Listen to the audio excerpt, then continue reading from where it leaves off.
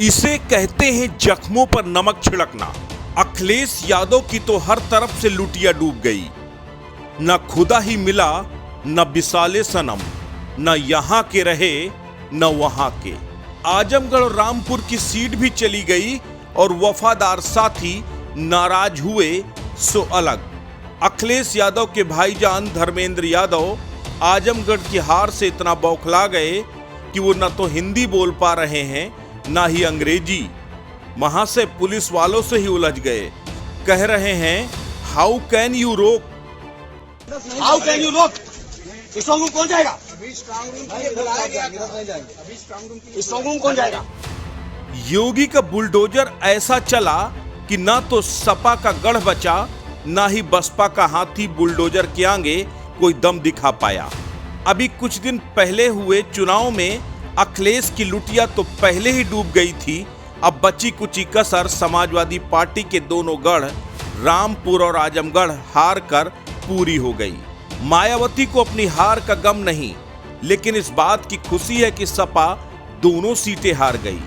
वह कह रही हैं कि देखा, मैंने तो पहले ही कहा था ना कि भाजपा को परास्त करने की क्षमता अगर किसी में है तो वह बीएसपी के पास है, और अगर मुसलमान उनके साथ मिल जाएं तो आगे आने वाले समय में बीजेपी को परास्त कर सकते हैं। भले ही ये मायावती का दिवा स्वप्न हो, लेकिन आज उनके पास मौका है अपने सबसे बड़े दुश्मन के जख्मों पर नमक छिड़कने का।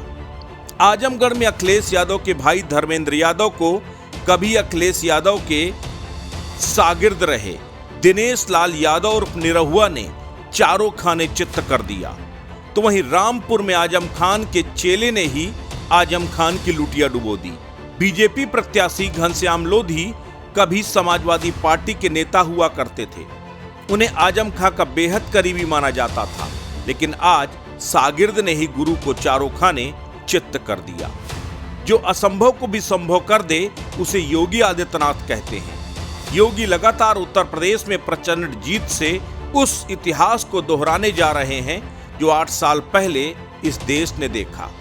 उत्तर प्रदेश के मुख्यमंत्री योगी आदित्यनाथ कदम दर कदम उस कुर्सी की तरफ मजबूती के साथ आगे बढ़ रहे हैं जो कुर्सी देश की सत्ता की सबसे बड़ी कुर्सी मानी जाती है, क्योंकि जिस मजबूती के साथ योगी आदित्यनाथ का कद दिन ब दिन बढ़ता जा रहा है, उसे लोग कहने से नहीं चूक रहे कि देश में मोदी के बाद अगर कोई सबसे विश्वसनीय चेहरा है तो वह है ब्रांड योगी।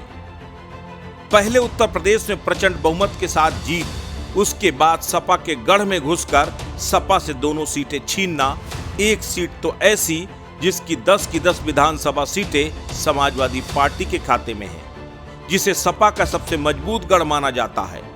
और खुद सपा के राष्ट्रीय अध्यक्ष अखिलेश यादव उस सीट से सांसद थे और अभी उनके इस्तीफा देने के बाद ही वो सीट खाली हुई। कुछ इसी तरह का हाल रामपुर को लेकर के भी है।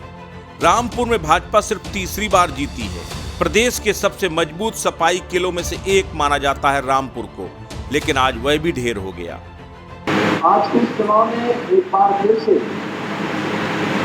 प्रदेश के गंभीर नकारात्मक सोच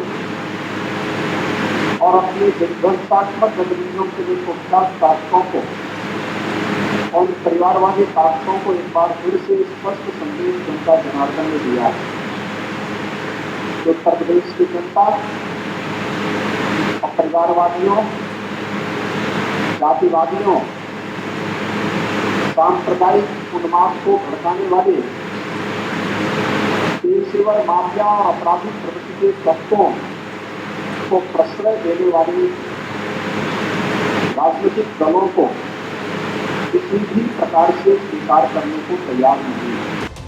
आखिर क्या है आजमगढ़ और रामपुर में सपा की हार के कारण, उसे संक्षेप में समझने की कोशिश करते हैं। अखिलेश यादव लगातार अति आत्मविश्वास के शिकार थे। अखिलेश यादव ने दोनों उपचुनावों से दूरी बनाई, प्रचार करने भी नहीं पहुंचे। दूसरी तरफ भाजपा ने अपनी पूरी ताकत के साथ दोनों जगह चुनाव प्रचार किया। मंत्रियों की फौज के साथ सूबे के मुखिया योगी आदित्यनाथ ने दोनों जगह जमकर प्रचार किया। अखिलेश और आजम का एक साथ नजर न आना सपा का माई समीकरण को तोड़ने के लिए काफी था। दोनों सीटों में कम वोटिंग भी सपा की हार का कारण बनी। आजमगढ़ में 49.43% और रामपुर में 41.01% वोट पड़े। लेकिन इन सब से ज्यादा योगी आदित्यनाथ की बुलडोजर इमेज इन सब पर भारी पड़ी। मुख्यमंत्री योगी आदित्यनाथ ने जिस दमदारी के साथ आजमगढ़ और रामपुर में चुनाव प्रचार किया और अखिलेश और आजम को आईना दिखाया, वोटरों को समझ में आ गया कि यूपी में अगर रहना है तो योगी योगी कहना है। अस्त्र न्यूज के लिए रामपुर से ऋतिक श्रीवास्तव की रिपोर्ट।